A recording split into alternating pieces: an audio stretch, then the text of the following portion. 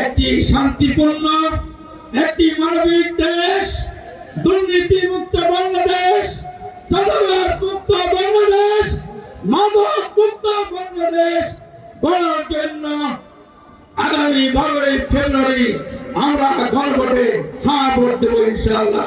সবাই রাজি আছেন? সবাই রাজি আছেন? সবাই আছেন? নারায়ে তাকবীর, নারায়ে তাকবীর। সম্মানিত ভাই বন্ধুগণ, কথা অনেক। আমাদের আজকের প্রধান অতিথি আসিফ মাহমুদ, তিনি আমাদের কাছে এসেছেন।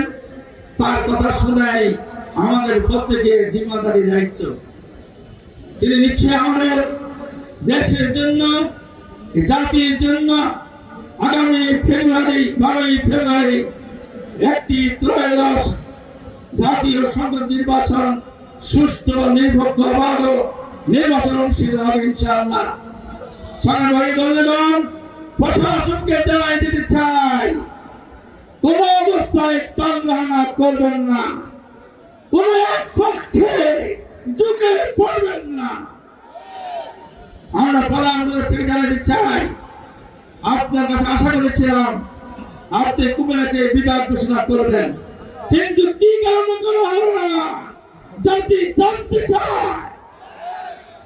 আমরা আজকে ঘোষণা করতে চাই, আমাদের প্রথম কাজ হবে কুমিল্লার নামে আমরা বিভাগ ঘোষণা করবো ইনশাআল্লাহ।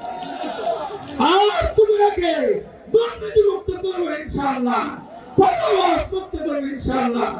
আর টেন্ডারবাজি চলবে না, চাঁদাবাজি চলবে না, ভোট কেন্দ্র গঠন করতে দেওয়া হবে। আমরা কারো লাল চোখ আমরা ভয় করি না, আমরা ভয় করি এক আল্লাহকে। আমরা দিনের একটি সুন্দর মানবিক বাংলাদেশ গড়ার লক্ষ্যে আমরা ঐক্যবদ্ধ হয়েছি।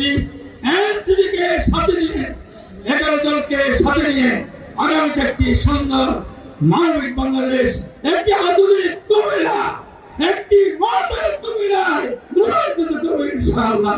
সকলকে ধন্যবাদ। আসসালামু আলাইকুম।